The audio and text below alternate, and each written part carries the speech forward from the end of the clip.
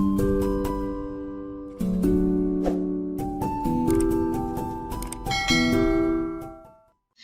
Hello friends, welcome back to my channel. எல்லோரும் எப்படி friends இருக்கீங்க? கொஞ்சம் லாங் கேப் ஆகிடுச்சு. கண்டிப்பாக சூப்பராக இருப்பீங்கன்னு நான் நம்புகிறேன்.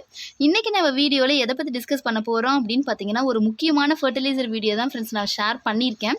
இந்த ஃபர்டிலைசர் வந்துட்டு என்னுடைய செடிகளுக்கு கொடுத்து கிட்டத்தட்ட 2 வாரத்துக்கு மேலேயும் ஆகிடுச்சு.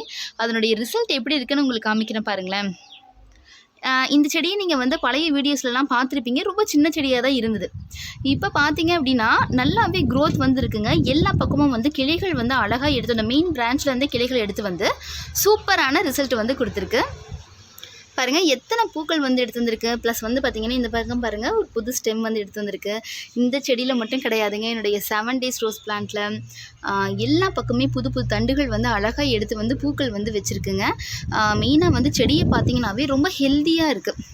அந்த பூச்சிக்கள், த்ரிப்ஸ் அட்டாக்கு அந்த மாதிரிலாம் இருக்கும் இல்லைங்களா, அந்த மாதிரி எதுவும் இல்லாமல் செடி நல்லா ஆரோக்கியமாகவும் இருக்குது. ப்ளஸ் வந்து பூக்களும் நல்லா எடுத்து வந்து சின்ன செடியாக இருக்கிறதுமே நல்ல பெரிய செடியாக வந்து குயிக்காக வந்து வருது. ஸோ அப்படிப்பட்ட ஃபர்டிலைசரை வந்து கண்டிப்பாக நம்ம ஃப்ரெண்ட்ஸ்க்கு வந்து ஷேர் பண்ணியும் ஆகணுன்றதுக்காக தான் இந்த வீடியோ நான் அப்லோட் பண்ணியிருக்கேன். இது கண்டிப்பாக உங்களுக்கு பயனுள்ளதாக இருக்கும். ஸோ வீடியோ ஸ்கிப் பண்ணாமல் கடைசி வரைக்கும் பாருங்கள். வாங்க வீடியோக்குள்ளே போகலாம்.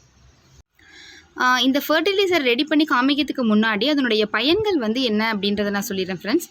நான் முன்ன சொன்ன மாதிரி தான் இந்த ஃபர்டிலைசரில் வந்து பார்த்திங்கன்னா ஒரு முக்கியமான நியூட்ரிஷன் இருக்குதுன்னு சொன்னேன் இல்லைங்களா. இந்த நியூட்ரிஷன் வந்து நம்மளுடைய செடிகளுக்கு வந்து அந்த செல் இருக்கும். ஒவ்வொரு தாவரங்களையும் பார்த்திங்கன்னா அந்த தாவர செல்கள் இருக்கும். அந்த செல்லை வந்து நல்லா எலாங்கேட் பண்ணி கொடுக்கறதுக்கு வந்து இது முக்கியமான ஒரு நியூட்ரிஷனாக இருக்குது. செல் எலாங்கேட் பண்ணுறது அப்படின்னா செடிகளினுடைய க்ரோத் வந்து ஃபாஸ்ட் பண்ணி கொடுக்கும். ஸோ அது ஒரு பயனாக இருக்குது. 2வது யூஸ் வந்து என்ன அப்படின்னு பார்த்தீங்கன்னா மெயினாக ரூட் தாங்க. ஒரு சூப்பரான நல்ல ரூட் வந்து நல்ல வளர்ச்சி அடைகிறதுக்கும் சரி, அதே மாதிரி மேலே ஷூட் பகுதி தாவரத்தினுடைய அந்த கீழே இருக்க பகுதியை ரூட்டுன்னு சொல்லுவோம், மேலே இருக்க பகுதியை ஷூட்னு சொல்லுவோம் இல்லைங்களா. ஸோ அந்த மேலே இருக்கக்கூடிய பகுதியை வந்து நல்லா ஆரோக்கியமாகவும் செடிகள் நல்லா ஸ்ட்ராங்காக வளர்கிறதுக்குமே இந்த ஃபர்டிலைசர் வந்து யூஸ்ஃபுல்லாக இருக்குங்க. இதுக்கு நம்ம செலவு பண்ணுறதுன்னு பார்த்தீங்கன்னா ஒரு 5 ரூபா தாங்க. ஆனால் இதனுடைய பலன்கள் வந்து பார்த்திங்க அப்படின்னா எக்கச்சக்கமாக இருக்குது.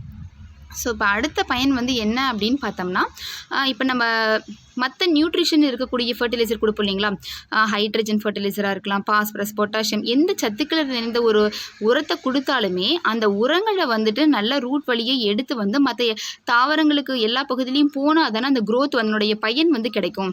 இப்போ நம்ம உடம்பையே நீங்கள் எடுத்துக்கோங்களேன், நாம் வந்து கால்சியம் ரிச்சாக இருக்க ஃபுட்டு வந்து நம்ம எடுத்துக்கிட்டாலுமே விட்டமின் டி வந்து உடம்புல இல்லை அப்படின்னா அந்த கால்சியம் வந்து உடம்புல சக் பண்ண விடாது. ஸோ நம்ம பாட்டுக்கு நம்ம நினச்சிருப்போம் நல்லாவே சத்தானது தானே சாப்பிட்டுட்டே இருக்கோம், ஆனால் நம்ம உடம்பு ஆரோக்கியமாகவே இல்லையே நினைப்போம். அதே மாதிரி தாங்க தாவரத்துக்கு இந்த ஒரு நியூட்ரிஷன் இல்லை அப்படின்னா நீங்கள் எந்த சத்துக்கள் நிறைந்த வந்து ஒரு உரத்தை வந்து செடிகளுக்கு கொடுத்துக்கிட்டே இருந்தாலுமே அந்த அளவுக்கு செடியில் ரிசல்ட்டே இருக்காது. நிறைய பேர் வந்து இதை சொல்லியிருப்பீங்க, நான் வந்து நீங்கள் சொல்கிற ஃபர்டிலைசர் எல்லாம் நான் கொடுத்துட்டே தான் இருக்கேன், ஆனால் எனக்கு எந்த ரிசல்ட்டுமே கிடைக்க மாட்டேங்குது அப்படின்னு சொல்லுவீங்க. சில பேர்லாம் எல்லாமே தான் நான் போட்டுட்ருக்கேன், முட்டைத்தோல் போடுறேன், எல்லாமே நான் அந்த வீட்டில் இருக்கக்கூடிய அந்த பொருள் வாழைப்பழத்தோலை வந்து நான் ஊற வச்சு கொடுக்குறேன், டீ தூள், இந்த மாதிரி நிறைய விஷயங்கள் வந்து நீங்கள் சொல்கிறதெல்லாமே பயன்படுத்திட்டு தான் இருக்கோம். ஆனால் என் செடி வந்து வச்ச மாதிரியே இருக்குது அப்படின்னு நிறைய பேர் வந்து சொல்லி கேட்டிருக்கேன் நான். ஸோ இது ஒரு இந்த ஒரு மெயின் நியூட்ரிஷன் இருக்கக்கூடிய ஃபர்டிலைசரை நம்ம கொடுக்கும் பொழுது தான் மற்ற எந்த ஃபர்டிலைசர் நீங்கள் கொடுத்தீங்கனாலும் அதை தாவரத்துக்கு எடுத்துக்க முடியும்.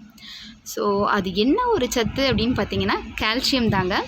தாவரத்துக்கு கால்சியம் ரிச்சாக இருக்கக்கூடிய ஃபர்டிலைசரை நம்ம கொடுக்குற பட்சத்தில் தான் மற்ற எந்த உரத்தை வந்து நம்ம கொடுத்தோம்னாலும் அது அந்த தாவரத்துக்கு வந்து அந்த சத்தை வந்து எடுத்துக்க உதவும். ஸோ அடுத்த பயன் வந்து என்ன அப்படின்னு பார்த்தீங்கன்னா ஃப்ரெண்ட்ஸ், மெயினாக வந்து செடிகளில் வந்துட்டு நோய்கள் தாக்குறது வந்து கம்மியாகுது. நம்ம ரோஸ் செடியாக இருந்தாலும் சரி, மற்ற எந்த செடியாக இருந்தாலுமே இந்த சின்ன சின்ன பூச்சினுடைய தொந்தரவுகள் வந்து அதிகமாக இருக்கும் இல்லைங்களா. ஏபிட்ஸு, த்ரிப்ஸு, மைட்ஸு, மீலி பக்ஸு, இந்த மாதிரியான ப்ராப்ளம் நிறைய வந்து ஏற்படும். ஸோ இந்த கால்சியம் ரிச்சாக இருக்கக்கூடிய ஃபர்டிலைசரை நம்ம வந்து 15 days ஒன்ஸ் வந்து நம்ம கொடுத்துட்டே வரும் பொழுது தாவரனுடைய நோய் தாக்குதல் வந்துட்டு குறையுதுங்க. நல்லாவே தெரியுது. அதுவும் மெயின் என்னுடைய ரோஸ் செடி நான் முன்ன காமிச்சு இல்லைங்களா, அதுலேயுமே நல்ல பெஸ்ட்டான ரிசல்ட் வந்து இருந்தது.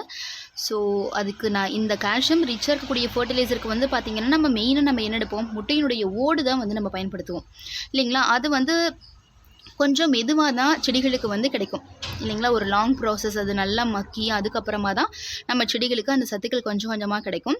அப்படி இல்லை அப்படின்னா நம்ம முட்டையை வந்து வேக வைக்கும் பொழுது அந்த தண்ணியை வந்து உப்பு போடாமல் வேக வச்சு நம்ம அந்த தண்ணி கொடுக்கும் பொழுது நம்ம செடிக்கு நல்ல பெஸ்ட்டான ரிசல்ட் கிடைக்கும். ஸோ நம்ம முட்டை வந்து பார்த்திங்கன்னா தண்ணி கொஞ்சமாக தான் ஊற்றி வேக வைப்போம். அது நம்ம நிறைய கார்டனிங் நிறைய செடி வச்சுருக்கோம் அப்படிங்கிற பட்சத்தில் அது பத்தாது. அதுக்கு பதிலாக தான் இந்த ஃபர்டிலைசரை வந்து நான் எடுத்திருக்கேங்க. இந்த சூப்பரான ஃபர்டிலைசரை ரெடி பண்ணுறதுக்கு நான் எடுத்துக்கிட்ட பொருள் வந்து என்ன அப்படின்னு பார்த்தீங்கன்னா சாக் பீஸ் தாங்க. சாக் பீஸ் வந்து பார்த்திங்க அப்படின்னா நம்ம அதிகமாக காசு செலவு பண்ணுன்ற அவசியமும் கிடையாது இல்லைங்களா. ஈஸியாக வந்து சுண்ணாம்பு சத்து கிடைக்கக்கூடிய ஒரு ஃபர்டிலைசர், கால்சியம் ரிச்சானது. இதில் வந்து பார்த்திங்கன்னா கால்சைட், அதாவது கால்சியம் கார்பனேட் வந்து அதிகமாக இருக்கிறதுனால செடியினுடைய நான் முன்ன சொன்ன எல்லா பயன்களுமே கொடுக்கக்கூடியதாக இருக்குது. இந்த கால்சியம் இல்லை அப்படின்னா என்ன மாதிரியான ப்ராப்ளம் வந்து செடியில் ஏற்படுன்னு பார்த்தீங்கன்னா, லீஃப் வந்து பார்த்திங்கன்னா ஆரோக்கியமாகவே இருக்காது. அந்த நுனியில் வந்து பார்த்திங்கன்னா கொஞ்சம் காஞ்சி போன மாதிரி பேர்ன் ஆன மாதிரி இருக்கும். இலைகள் வந்து அந்த நுனி பகுதிகள்லாம் காஞ்சி போய் சுருக்கங்கள் வந்து ஏற்பட்ட மாதிரி இருக்கும். அந்த மாதிரியான பிரச்சனைகள் வரும்.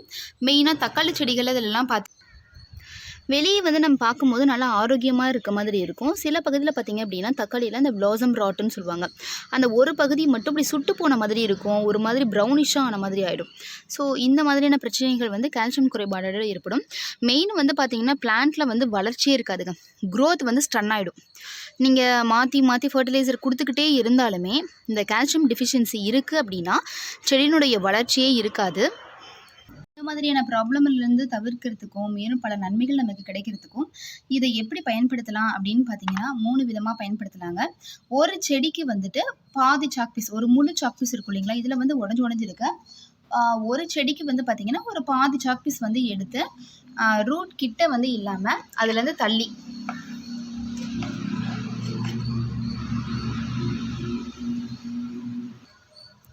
இந்த மாதிரி போட்டு விட்டு நீங்கள் மூடி விட்டுறலாம். நம்ம தண்ணி கொடுக்க அது கரைஞ்சி அதனுடைய சத்துக்கள் வந்து செடிக்கினுடைய வேர் பகுதிக்கு வந்து கிடைக்க ஆரம்பிக்கும். அப்படி இல்லைன்னா நம்ம பவுடர் ஃபார்ம்லேயும் வந்து கொடுக்கலாம். கொஞ்சமாக சாக் பீஸ் எடுத்துகிட்டு நல்லா தூள் பண்ணிவிட்டு பவுடர் ஃபார்ம்லேயும் சுற்றி போட்டு விடலாம்.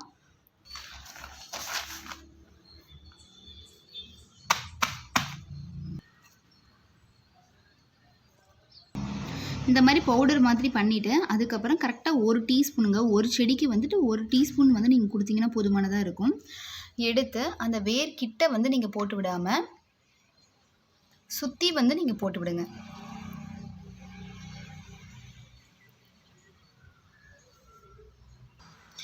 ஸோ இந்த மாதிரி நம்ம பவுடர் ஃபார்மில் வந்து கொடுத்துட்டே வரும்பொழுது அந்த செடியினுடைய மண் பகுதியில் வந்துட்டு எறும்பு தொந்தரவுகள்லாம் இருக்குதுன்னு வச்சுக்கோங்களேன், அதெல்லாம் எல்லாமே ஓடி போயிடுங்க. மெயினாக வந்து ஸ்லக்ஸு, ஸ்னெயில்ஸு இந்த மாதிரியான பிரச்சனைகளுமே வந்து பார்த்திங்கன்னா காணாமல் போயிடும். ஸோ மாடி தோட்டம் வச்சுருக்கவங்களுக்கு இது ரொம்பவுமே பயனுள்ளதாக இருக்கும். லிக்விடை நம்ம எப்படி பயன்படுத்தலாம் அப்படின்னு பார்த்தீங்கன்னா 1 லிட்டருக்கு 1 டீஸ்பூன் வந்து நீங்கள் எடுத்து கலந்துக்கலாம். இதில் வந்து கிட்டத்தட்ட பார்த்தீங்கன்னா ஒரு 4 லிட்டர் பக்கமாக அளவு தண்ணி இருக்கிறதுனால நான் 4 டீஸ்பூன் வந்து கலந்துக்கிறேன்.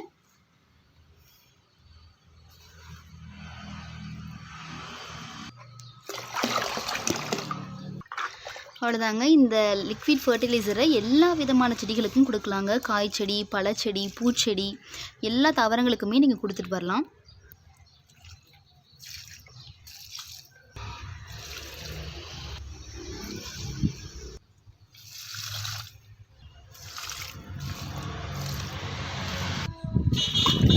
இந்த தண்ணியை வந்து பார்த்திங்கன்னா மண் பகுதிக்கும் நம்ம முன்ன சொன்ன மாதிரி எல்லா செடிகளுக்கும் கொடுக்கலாம். அதே மாதிரி இலை வழியாகவும் நீங்கள் வந்து கொடுத்துட்டு வரலாம்.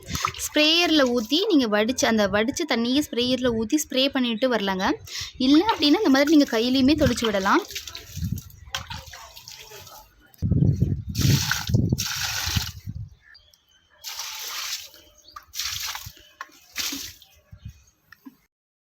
எவ்வளோ நாளுக்கு ஒரு முறை இந்த ஃபர்டிலைசரை கொடுக்கலான்னு பார்த்தீங்கன்னா 15 நாளைக்கு ஒரு முறை இந்த ஃபர்டிலைசர் கொடுத்துட்டு வரும்பொழுது பெஸ்ட்டான ரிசல்ட் வந்து செடியில் கிடைக்குதுங்க.